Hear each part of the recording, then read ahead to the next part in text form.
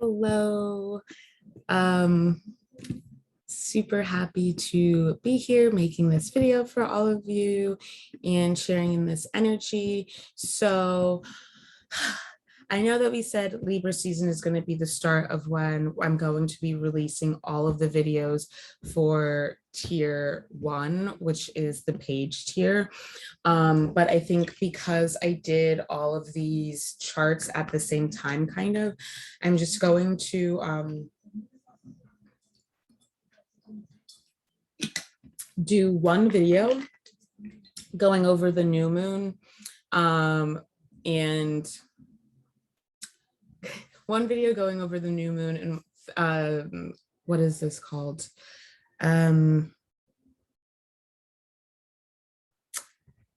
Virgo season, Sidereal Virgo season, one video together.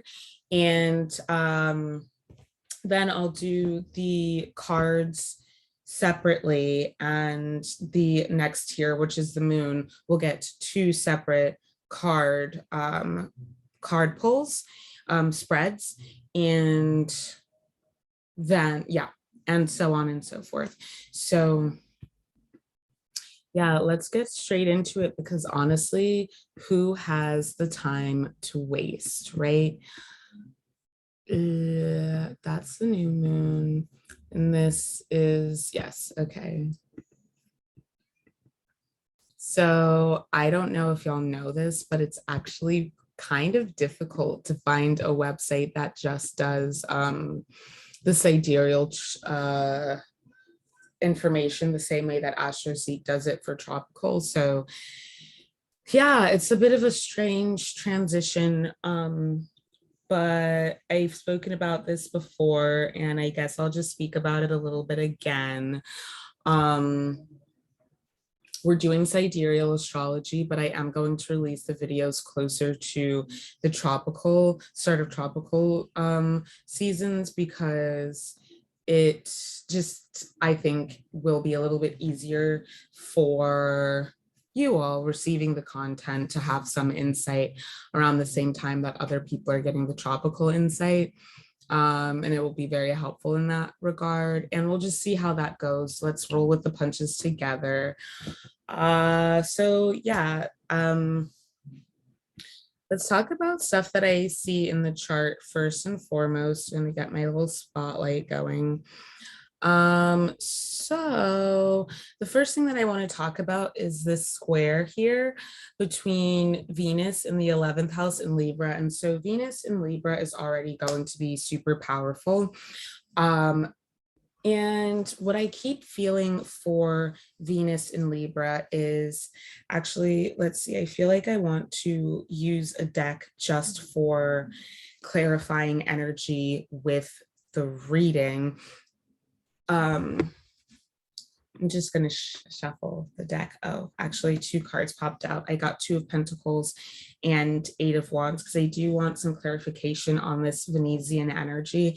2 of Pentacles and 8 of Wands is what I got just touching the Cosmic Tarot deck. You know, we are definitely stepping into a new way of life.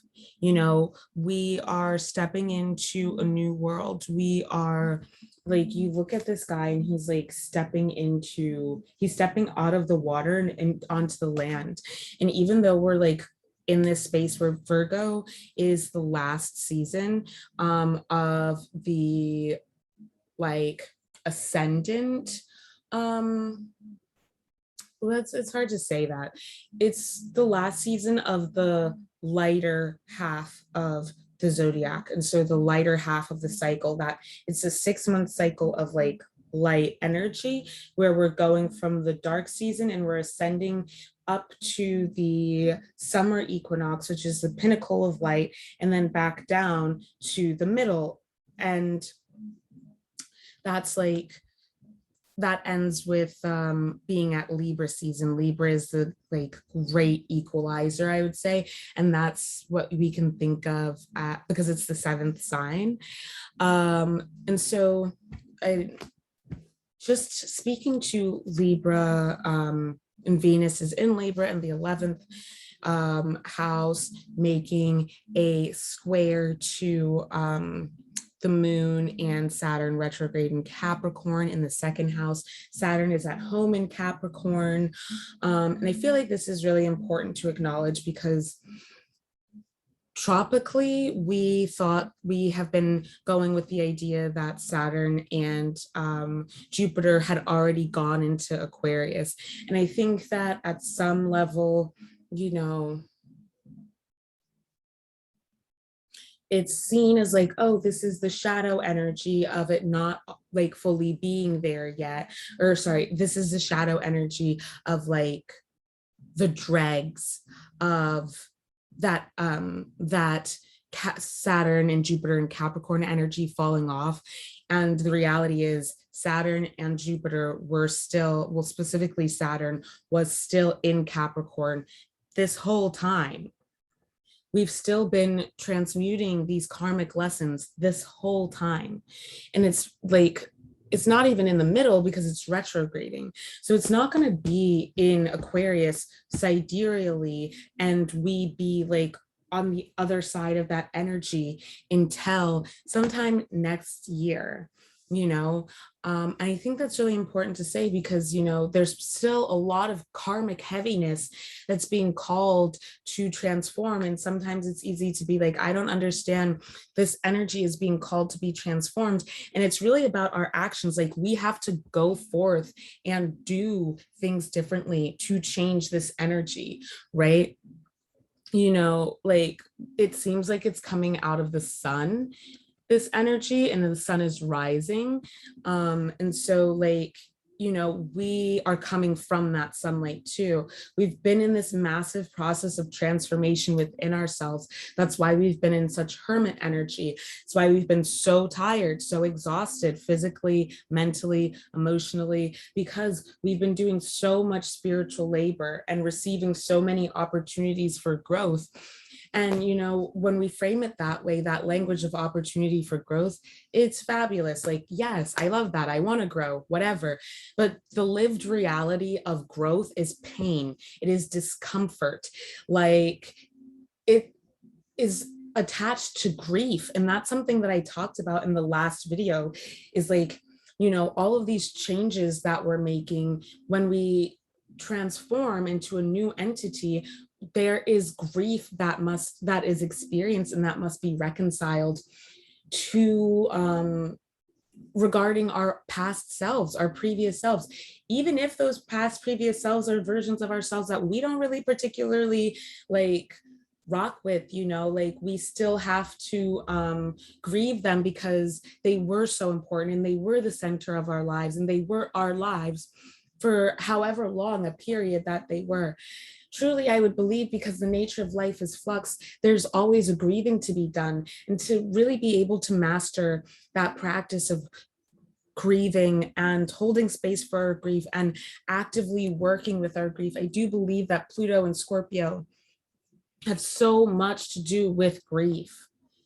You know, so much to do with this active process of grief. And the fact that Pluto was the ancient ruler of Pluto was Mars. Like there's so much transmutation of energy that goes on internally that has to do with Scorpio, that we have to remember. That underworld is just as real, that inner world is just as real, if not more so than the outer world. And that's why we are transitioning into sidereal astrology, because I do feel that sidereal astrology interacts more with our inner life and tropical astrology interacts more with our outer life, our like, you know what I mean? So as we step into this new world, it's important that we continue activating that higher level of consciousness that we've been awakening to and being that new version of ourselves, no matter how much like it pains us, or rather how scary it is. This change is scary. No matter how scary it is, it's so imperative that we continue to do this work because, you know, this is the activation of everything that we've ever wanted.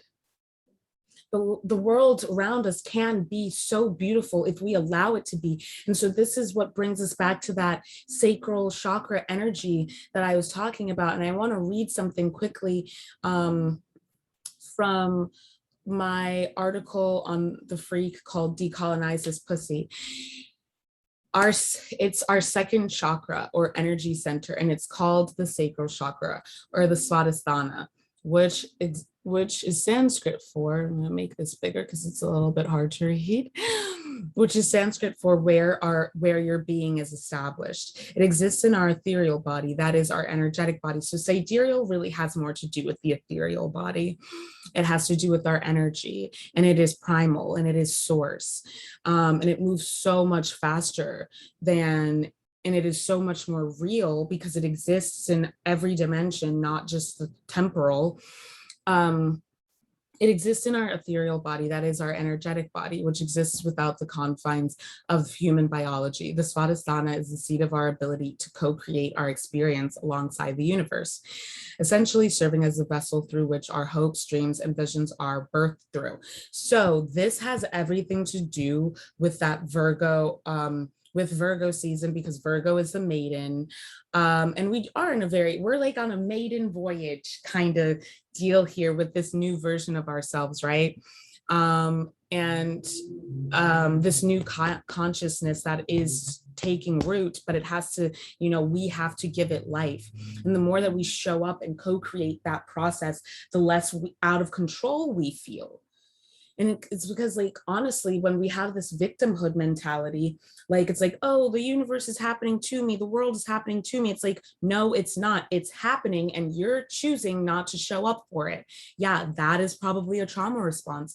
But that's like, whose fault is it but our own for not taking our power and our agency into account? And that's something for me personally, specifically, I feel, because I have so many Scorpio placements, a big karmic life lesson for me, especially because I have, anyway, I have a lot of energy more so towards the end of Scorpio, at least tropically,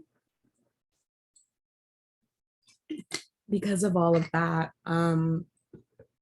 I have a very Persephone, a very strong Persephone divine feminine journey where I have had to learn how to be in my power and how to be in my agency. And that does require getting real comfortable in the darkness, getting real okay with the darkness, with my shadow, with my primacy, which is not something that I was always too okay with.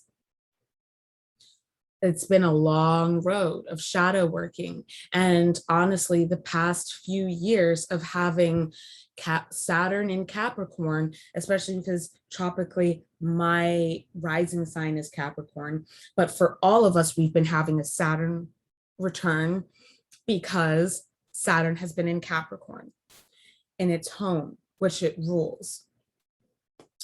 So we've all been having a reckoning personally within ourselves. This reckoning goes from the microcosm of our personal lives to our social lives and to the collective. And we've been seeing that happening. Now, I want to be very clear about, I've had conversations with people who are like, the things that happened in the past year are not all that gratifying because we look at it now and it's like, what is all of that doing? What is all of that done? Are people still living in that truth? And I completely 100% agree, because the reality is, like, a lot of people, could be doing more. But I think the real thing to do with Capricorn is understanding that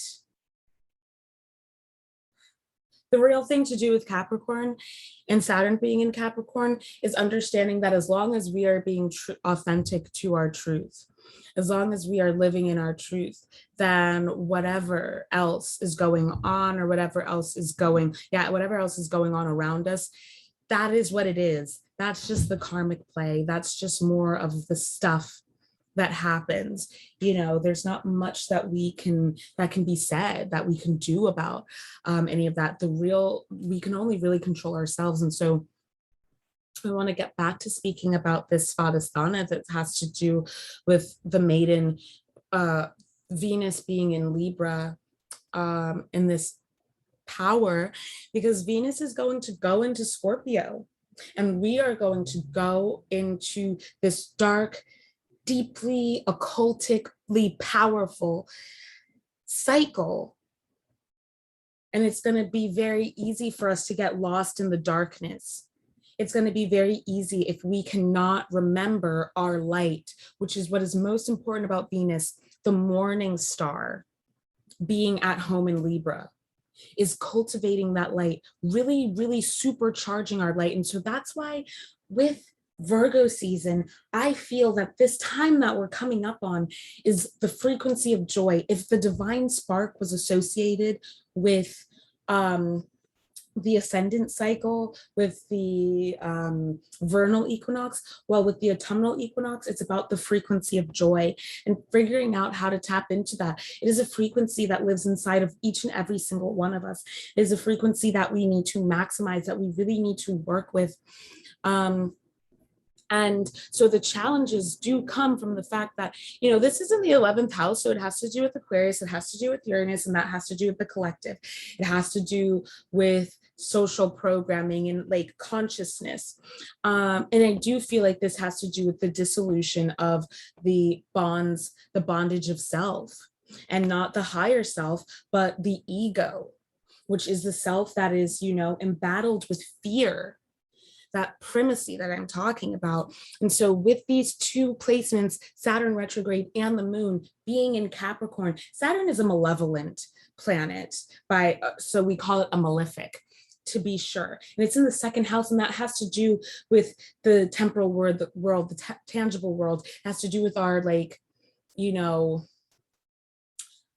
it has to do with the material world, and it has to do with, yes, abundance, and it has to do with, like, I think really what's being challenged here is like our ideas about ourselves that affect our relationship with the world outside of us. Like, do we have these ideas that we're incapable of like manifesting abundance in our lives, accessing abundance in our lives, joy, freedom, prosperity, intimate, genuine connection. And this does have to do with intimate connections with the second house, you know. So I think that it's really important to be mindful of that, because I do think that a lot of the challenges to, you know, what our desires are, what we want, that is what is being called to center here.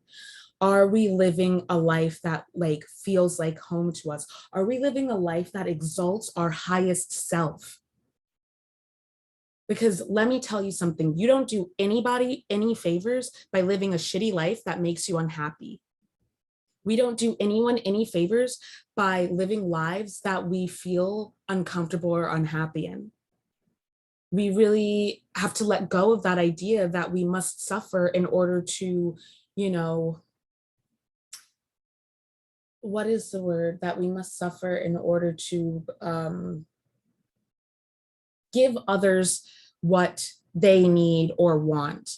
Others comfort, others joy, others peace must come at the expense of us. That is not living within an infinite framework. That's living in a framework of lack. And so that is inherently colonial. And you know, in this practice is about spiritual abolition. We don't bang with that colonial mentality. And that's what's being released here. It is a practice of decolonization of the mind, of the body, of the self. And so, you know, this idea that we have to suffer in order for those around us to be well is completely false. And it doesn't tune into the true matrix. That's how we really maximize our joy, our freedom, our happiness, is when we tune into the full truth of the matrix that we exist within, which is the universe. It is the cosmic sea, the divine feminine, not this framework, this ideological framework of depravity, destruction, and death. And I don't even mean the sacred process of death, which is transmutation, transformation. No, I mean a finite destruction. It's time to let go of that framework, that way of seeing things because it doesn't serve anybody. So with that, let's talk about the fact that these two work together. So it's going to be a lot of feelings around like our primal selves. I feel like it's going to have a lot of inner child healing to come up, a lot of mother wound healing, a lot of like, you know, if you are somebody who grew up like not having your needs fulfilled. And so Queen Cup did a reading where she did a card for each of the Maslow's hierarchy of needs. And that was really great. I talk a lot about Maslow's hierarchy of needs in this practice, have been doing so for the past few years. And I think it's something that's really important.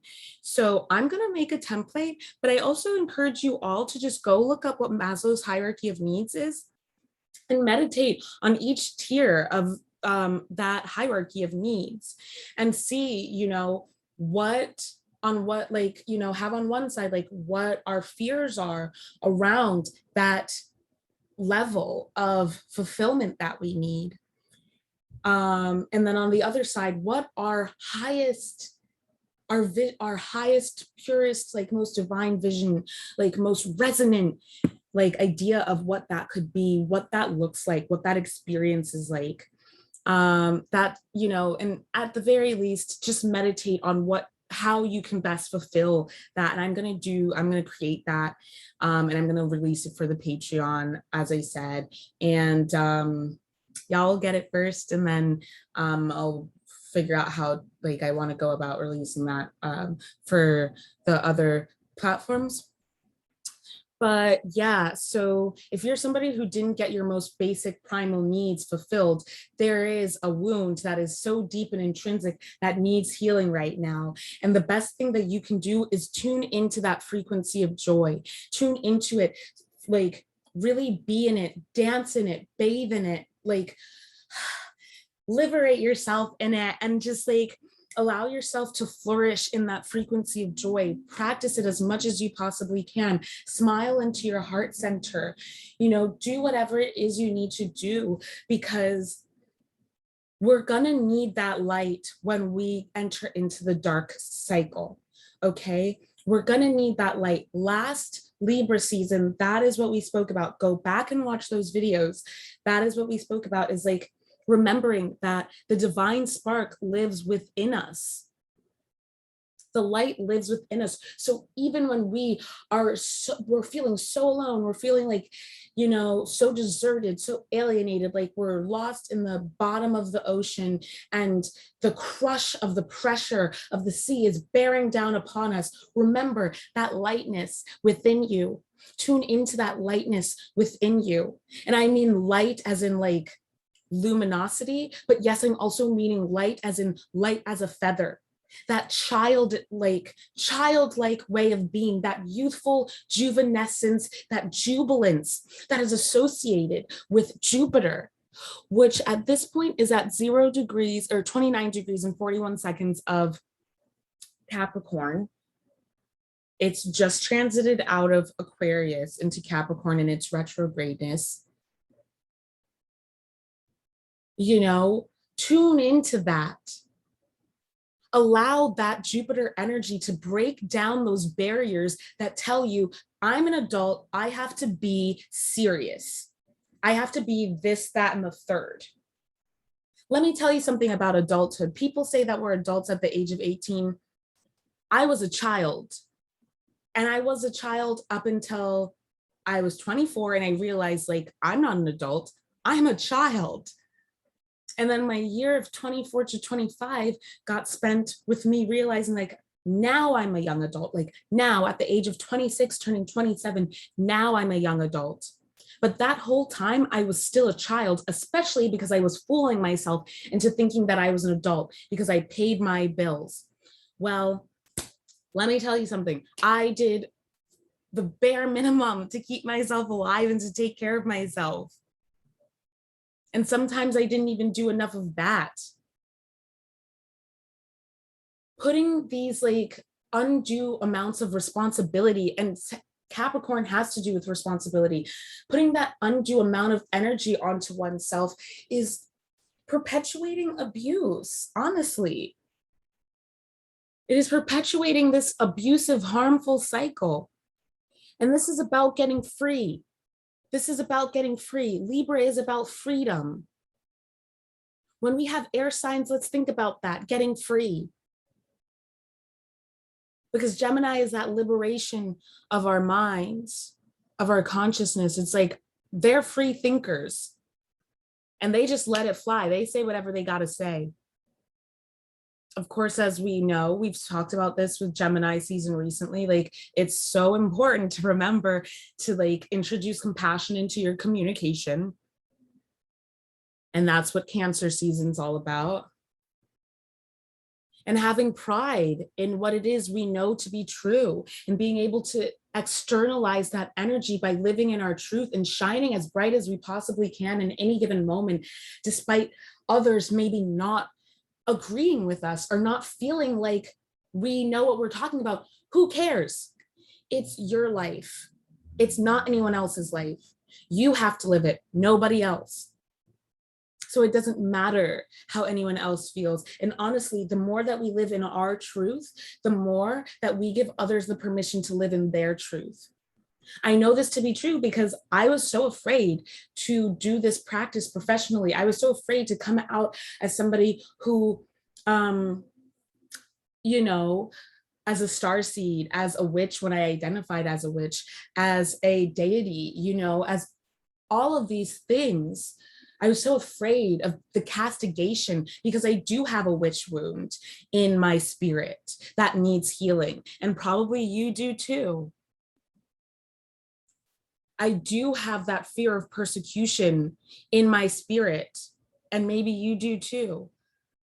But I did it because I needed to, because I couldn't live with the pain of how much I was silencing myself because I learned to silence myself. I couldn't live like that anymore. I either had to get free or die trying. That's the person I am. I'm either going to get free or I'm going to die trying. And I'm going to let you know right now, nobody's going to kill me. Y'all are not going to get me to kill myself, and y'all are not going to kill me. Like, leave that stressful BS at the door. I really don't care. Like, I'm not about that. And so what I had to do was I had to be honest about who I am and what I do. And I know for a fact that, like, you know, as a community in this cosmic wellness community, like I have transformed a lot of lives just by being myself, by just being true to myself. And let me tell you something, we all do that because monkey see, monkey do. It doesn't matter how much I say this or that. What really matters is that I do it. And so that's that consciousness shift that I'm talking about as he walks out from the boat to the, out from the sea to the land, that consciousness shift of realizing like, oh, this is what's real. And the walking process of from sea to land is me learning to, and I feel like, you know, it's worth pointing out that he's walking on water. He's walking in a higher consciousness, in a higher frame of mind. He's a high-minded person. When I reach that level of ascension within my consciousness and I walk in the world with that and I bring that into the tangible reality, I make that world real. I realize and manifest the truth that lives within me. And yes, I shift out of spaces that no longer serve me. But that's what's so necessary because look, we get a square between Uranus retrograde and Fortuna almost conjunct in the 5th house. The 5th house having to do with creativity, self-expression. Once again, the Svadhisthana. Uranus, the ruler of Aquarius, explosive change, consciousness shift. And Fortuna, the part of fortune, from which when we act from this part of ourselves, abundance flows to us. We activate our fortune in this life here and now. This being in Aries, once again, brings me back to that sacred divine child. Show up and be of service to your inner child now, because that's what spirit is asking of us. And I don't mean like, don't do the things, don't fulfill your responsibilities, but I do mean that you have a responsibility to yourself to find peace, joy, fulfillment, connection that is true and genuine. And that is just as important as all of the other stuff. And in fact, I think it's even more important than all of the temporal responsibilities and the social responsibilities that we have, because I have a friend who I sometimes do readings for, and she was saying that she works in an office. She's a manager for a company, and she knows how important it is for her to get rest and to like be able to feel 100%. And that's not possible when she's overworking herself for her job. And so she allows her staff to do that, because guess what? That's the difference between having a well-oiled machine and having a rusty, shitty operation going. That's the difference. That, and those are, she's like, I know it's something so small, but like, it's so important. I'm like, yeah, it is, dude. Not everybody's going to be doing what I do. And there are people who do things that I consider even like, I'm not going to say beyond, but people that I admire the work that I do. And I hope I can grow into that magnanimity.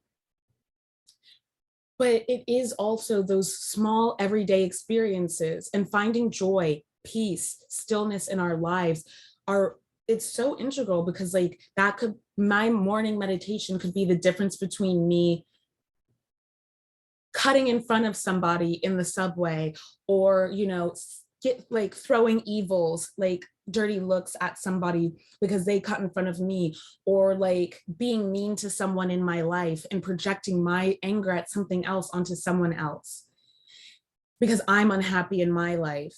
But the thing to do really, I feel, is like, you know, when I do get that meditation in, and when I do things that bring me the most simple joys, it's so much easier for me to be kind to others. And that's, you know, that's where it starts. And I think that Spirit is saying, like, that's what's really important. Changing those little habits, those little patterns, those little ways of behaving. Because I don't think that any of our inner child would want us to be being mean to others, because I don't think that any of our inner child wants others being mean to us. It's important for us to cultivate a safe space for our inner child. And so it's important for us to do things differently from however we were indoctrinated to do things. I think that that's, you know, I'm also seeing Neptune retrograde in the 3rd house in Aquarius. And so, of course, all of these changes, it's spiritual, it's energetic, it's ethereal, it's consciousness.